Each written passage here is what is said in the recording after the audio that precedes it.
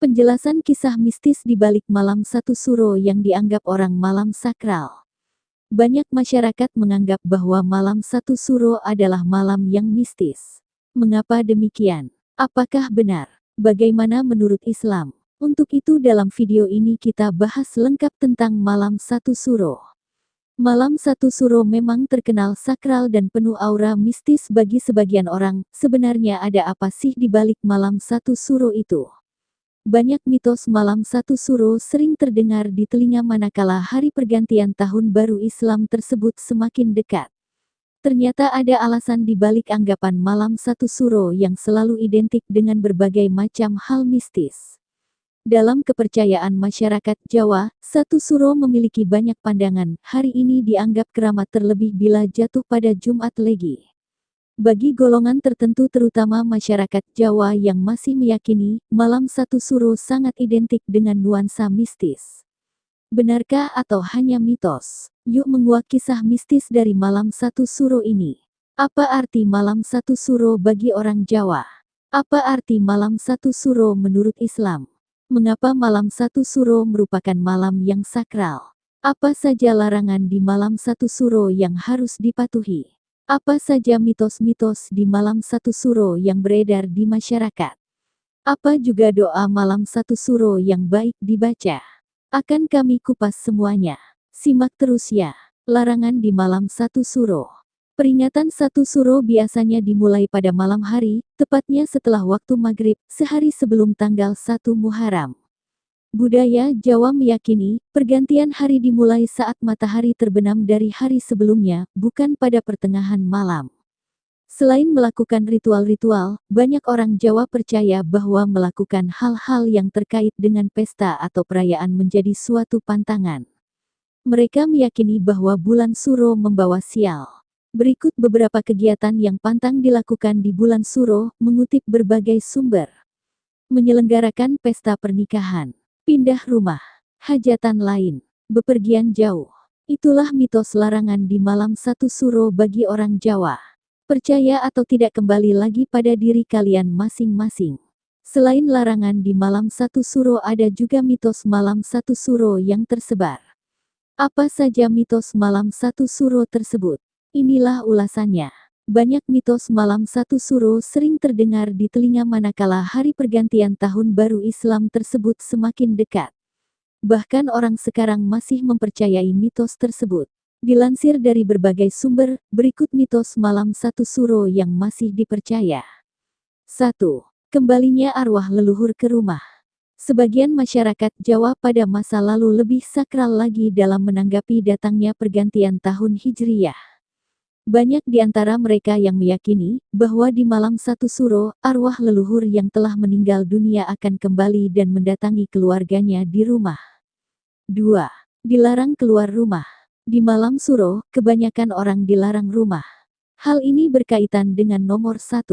Orang mengajarkan anak-anaknya agar tidak keluar rumah agar mereka tidak bernasib sial, lebih baik mendoakan leluhur atau kepada Tuhan Yang Maha Esa demi kebaikan sendiri. 3. Saat kirap di keraton harus jalan kaki dari rumahnya. Mereka percaya bahwa dengan jalan kaki akan membawa keberkahan sendiri dalam menikmati malam suro. 4. Tidak boleh melakukan kegiatan di malam suro. Banyak orang di sekitar kita meyakini bahwa banyak melakukan kegiatan saat malam suro juga dikaitkan dengan kesialan. Masyarakat luas yang nekat melakukan tidak meraih hasil yang diinginkan. Misalnya, memancing saat malam hari. 5. Malam satu suro adalah lebarannya makhluk gaib. Kisah ini pasti sudah kerap terdengar di telinga kita. Sebagian masyarakat pada masa lalu mempercayai jika malam satu suro merupakan lebaran bagi makhluk gaib sehingga banyak di antara mereka yang keluar dari tempat persinggahan masing-masing. Itulah mitos-mitos malam satu suro yang dipercaya masyarakat Jawa. Yuk kita membahas alasan mengapa malam satu suro merupakan malam yang sakral bagi masyarakat Indonesia. Mengapa malam satu suro merupakan malam yang sakral? Dari dulu hingga sekarang mitos malam satu suro sering terdengar di telinga manakala hari pergantian tahun baru Islam tersebut semakin dekat. Banyak cerita angker dan penuh mistis tentang malam satu suro. Di bawah ini adalah beberapa alasan mengapa malam satu suro merupakan malam yang sakral bagi masyarakat Jawa. Malam satu suro adalah lebarannya makhluk gaib. Kisah ini pasti sudah kerap terdengar di telinga kita. Sebagian masyarakat pada masa lalu mempercayai jika malam satu suro merupakan lebaran bagi makhluk gaib sehingga banyak di antara mereka yang keluar dari tempat persinggahan masing-masing. Anehnya mitos ini kerap dikaitkan dengan adanya penampakan serta gangguan makhluk halus di malam tersebut. Terlalu berlebihan jika ada yang percaya bahwa malam satu suro merupakan malam paling buruk dalam satu tahun. Bahkan ada beberapa orang yang menganggap bahwa di bulan suro terdapat banyak sekali sial dan bencana yang akan menimpa umat manusia. Tak heran jika orang-orang Jawa Abangan pada zaman dulu kerap menghindari berbagai pesta upacara pada bulan ini termasuk pesta perkawinan dan hajatan lain.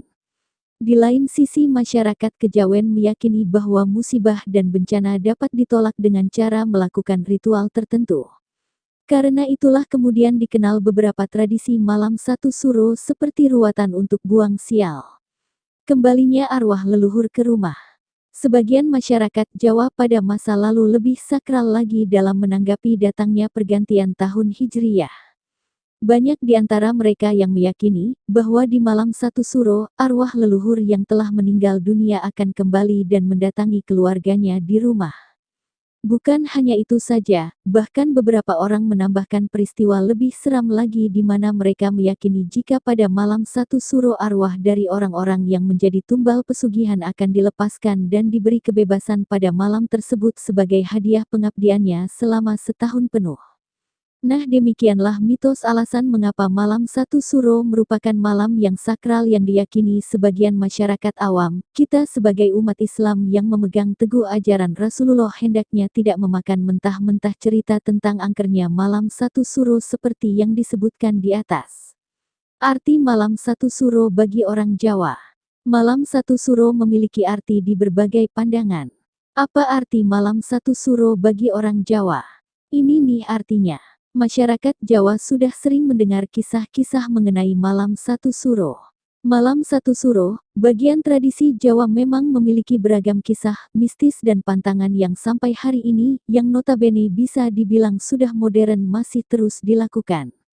Konon katanya, malam satu suro adalah awal dari bulan penuh kesialan. Agar terbebas dari hal-hal buruk pada pembuka bulan suro, kita pantang bepergian dan disarankan untuk semedi, berdiam diri sambil berdoa dan mendekatkan diri pada Tuhan Yang Maha Esa, meminta perlindungan. Karena dipercaya sebagai bulan yang kurang baik, maka tidak heran jika di bulan ini jarang ada orang Jawa yang melaksanakan kenduri. Jangan harap kamu nerima undangan kawinan dari orang Jawa di bulan suro, guys. Pamali. Selain karena kesialannya, malam satu suro dipercaya sebagai malam di mana para makhluk halus berlebaran. Seperti kamu-kamu waktu lebaran, para makhluk halus ini akan berkeliaran dan mungkin jika beruntung, menyambangimu, dan meminta angpau. Bagi masyarakat Jawa, khususnya penganut Islam Kejawen, malam ini dianggap sebagai malam yang sakral karena dipercaya pada malam tersebut arwah leluhur akan menyambangi keturunannya. Apa arti malam satu suro menurut Islam? Dalam hal ini, kita harus kembalikan masalah ini kepada Al-Quran, Al-Hadits dan tuntunan para ulama dalam menanggapi fenomena malam satu suro ini. Lalu apa arti malam satu suro menurut Islam? Yuk temukan jawabannya berikut ini. Bulan Muharram termasuk bulan haram. Dalam agama ini, bulan Muharram dikenal oleh orang Jawa dengan bulan suro, merupakan salah satu di antara 4 bulan yang dinamakan bulan haram. Lihatlah firman Allah Ta'ala berikut, yang artinya, sesungguhnya bilangan bulan pada sisi Allah adalah 12 bulan, dalam ketetapan Allah di waktu Dia menciptakan langit dan bumi, di antaranya 4 bulan haram suci. Itulah ketetapan agama yang lurus, maka janganlah kamu menganiaya diri kamu dalam bulan yang 4 itu. Qs. Ed. Taubah 36. Lalu apa saja 4 bulan suci tersebut? Dari Abu Bakroh, Nabi Shallallahu Alaihi Wasallam bersabda, setahun berputar sebagaimana keadaannya sejak Allah menciptakan langit dan bumi. 1 tahun itu ada 12 bulan. Di antaranya ada 4 bulan haram suci. 3 bulannya berturut-turut yaitu Zulqodah, Zulhijjah dan Muharram.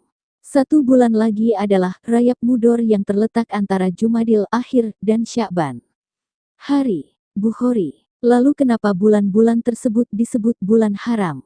Al-Qadi Abu Ya'la rahimahullah mengatakan, dinamakan bulan haram karena 2 makna. Pertama, pada bulan tersebut diharamkan berbagai pembunuhan. Orang-orang jahiliyah pun meyakini demikian. Kedua, pada bulan tersebut larangan untuk melakukan perbuatan haram lebih ditekankan daripada bulan yang lainnya karena mulianya bulan tersebut. Demikian pula pada saat itu sangatlah baik untuk melakukan amalan ketaatan. Lihat Za'adul Masir Ibnul Jauzi, Tafsir Surat At-Taubah ayat 36 3/173, Mauqi At-Tafasir. Adalah hal yang aneh jika mengaitkan bulan haram dengan bulan yang sial, hanya orang yang tak beragama Islam yang menganggap bulan Suro penuh sial karena dalam Islam sendiri, Muharram termasuk salah satu bulan yang dimuliakan. Sedangkan terkait masalah kembalinya arwah ke rumahnya di dunia, silahkan Anda baca ulasannya di Tiap Malam Ini Arwah Orang Mukmin Akan Pulang ke Rumahnya. Bulan Muharram adalah Syahrullah, bulan Allah. Suri tauladan dan panutan kita, Rasulullah Shallallahu Alaihi Wasallam bersabda, puasa yang paling utama setelah puasa Ramadan adalah puasa pada Syahrullah, bulan Allah, yaitu Muharram. Sementara salat yang paling utama setelah salat wajib adalah salat malam. Hari Muslim. Al-Hafiz Abul Fadl Al-Iraqi mengatakan dalam Syarh Tirmidzi, apa hikmah bulan Muharram disebut dengan Syahrullah, bulan Allah, padahal semua bulan adalah milik Allah? Beliau rahimahullah menjawab, disebut demikian karena di bulan Muharram ini diharamkan pembunuhan. Juga bulan Muharram adalah bulan pertama dalam setahun. Bulan ini disandarkan pada Allah, sehingga disebut Syahrullah atau bulan Allah, untuk menunjukkan istimewanya bulan ini. Dan Nabi Shallallahu Alaihi Wasallam sendiri tidak pernah menyandarkan bulan lain pada Allah Ta'ala kecuali bulan Allah, yaitu Muharram. Syarh Suyuti li Sunan An-Nasai Abul Fadl As-Suyuti 3/206 Al-Maktab Al-Matnuat Al-Islami cetakan kedua tahun 1406 H. Jelaslah bahwa bulan Muharram adalah bulan yang sangat utama dan dimuliakan dalam ajaran Islam. Namun, dalam ajaran Islam sendiri, mencela waktu termasuk bulan hukumnya adalah haram. Ini merupakan kebiasaan orang-orang kafir jahiliyah. Mereka menganggap bahwa yang membinasakan dan mencelakakan mereka adalah waktu. Allah pun mencela perbuatan mereka ini, sebagaimana pernah dijelaskan dalam firman-Nya. Dan mereka berkata, kehidupan ini tidak lain hanyalah kehidupan di dunia saja, kita mati dan kita hidup dan tidak ada yang akan membinasakan kita selain masa, waktu, dan mereka sekali-kali tidak mempunyai pengetahuan tentang itu, mereka tidak lain hanyalah menduga-duga saja. Qs. Al-Jatsiyah 45:24. Jadi, mencela waktu adalah sesuatu yang tidak disenangi oleh Allah. Itulah kebiasaan orang musyrik dan hal ini berarti kebiasaan yang harus dihindari setiap mukmin. Setelah mengetahui apa arti malam 1 Suro menurut Islam, mari kita mengamalkan doa malam 1 Suro. Tahun Baru Islam, 1 Muharram 1443 Hijriah. 1 Muharram juga selalu dibarengi dengan peringatan 1 Suro pada kalender penanggalan Jawa. Muharram merupakan bulan yang diharamkan. Sebelum menjalani amalan-amalan pada bulan Muharram, ada baiknya untuk membaca doa akhir dan awal tahun untuk mengawalinya. Doa akhir tahun yang dibaca sebelum memasuki tahun baru Islam atau pada hari terakhir di bulan Zulhijjah. Biasanya dibaca setelah salat Asyar hingga sebelum maghrib tiba. Berikut doanya. Bismillahirrahmanirrahim. Wa shollallahu ala sayyidina Muhammadin wa ala alihi wa sahbihi wa salam. Allahumma ma amiltu fi hadzihis sanati mimma anahaitani anhu falam atub minhu wa lem tardahu wa lem tansahu wa halamta alaya ba'da kudratika ala ukubati wa da'autani ila taubati minhu ba'da jurati ala masyiatika fa ini astagfiruka fakfli wa ma amiltu fiha mimma tardahu wa wa'atani alaihit sawa aba fasalukallohumma ya karimu ya zal jalali wal ikram anta takabalahu omini wa la takta raja'ai minka ya karim. Wa sallallahu ala sayyidina Muhammadin nabiyil ummi wa ala alihi wa sahbihi wa salam. Artinya, dengan menyebut asma Allah yang maha pengasih lagi maha penyayang. Semoga Allah tetap melimpahkan rahmat dan salam kepada junjungan dan penghulu kita Muhammad beserta keluarga dan sahabat beliau. Ya Allah, apa yang saya lakukan pada tahun ini tentang sesuatu yang Engkau larang aku melakukannya, kemudian belum bertaubat padahal Engkau tidak meridloi, merelakannya, tidak melupakannya dan Engkau bersikap lembut kepadaku setelah Engkau berkuasa menyiksaku dan Engkau seru aku untuk bertaubat setelah aku melakukan kedurhakaan kepadamu, maka sungguh aku mohon ampun kepadamu, ampunilah aku. Dan apapun yang telah aku lakukan dari sesuatu yang Engkau ridloi dan Engkau janjikan pahala kepadaku, maka aku mohon kepadamu ya Allah, Zat yang Maha Pemurah, Zat yang Maha Luhur lagi mulia, terimalah persembahanku dan janganlah Engkau putus harapanku darimu, wahai Zat yang Maha Pemurah. Semoga Allah tetap melimpahkan rahmat dan salam kepada junjungan kita Muhammad beserta keluarga dan sahabat beliau. Sementara itu doa awal tahun dibaca pada detik-detik memasuki hari pertama awal tahun. Doa biasanya dibaca sebanyak 3 kali setelah maghrib. Berikut doanya. Bismillahirrahmanirrahim. Wa shollallahu ala sayyidina Muhammadin wa ala alihi wa sahbihi wa salam. Allahumma antal abadiyul qadimul awalu, wa ala fatlikal azimi wujudikal muawali. Wahatza amun jadidun kat akbala ilaina nasalukal ishmata fihi minasi syaitani wa awliyaihi wa junudihi walauna ala hatzihin nafsil ama'arati bisui wal issyogala bima yukoribuni ilaika zulfa ya zal jalali wal ikram ya arhamar rahimin wa sallallahu ala sayyidina Muhammadin nabiyil ummihi wa ala alihi wa sahbihi wa salam. Artinya, dengan menyebut asma Allah yang Maha Pengasih lagi Maha Penyayang. Semoga Allah tetap melimpahkan rahmat dan salam, belas kasihan dan kesejahteraan kepada junjungan dan penghulu kita Muhammad beserta keluarga dan sahabat beliau. Ya Allah, Engkau Zat yang kekal, yang tanpa permulaan, yang awal pertama, dan atas kemurahan-Mu yang agung dan kedermawanan-Mu yang selalu berlebih, ini adalah tahun baru telah tiba, kami mohon kepadamu pada tahun ini agar terhindar, terjaga, dari godaan setan dan semua temannya serta bala tentara pasukannya, dan kami mohon, pertolongan dari godaan nafsu yang selalu memerintahkan, mendorong, berbuat kejahatan, serta kami mohon agar kami disibukkan dengan segala yang mendekatkan diriku kepadamu dengan sedekat-dekatnya. Wahai Zat yang Maha Luhur lagi mulia, wahai Zat yang Maha Belas Kasih. Nah itulah penjelasan kisah mistis di balik malam satu syuro yang dianggap orang sakral. Percaya atau tidak, semua kembali ke pribadi masing-masing. Wallahu alam.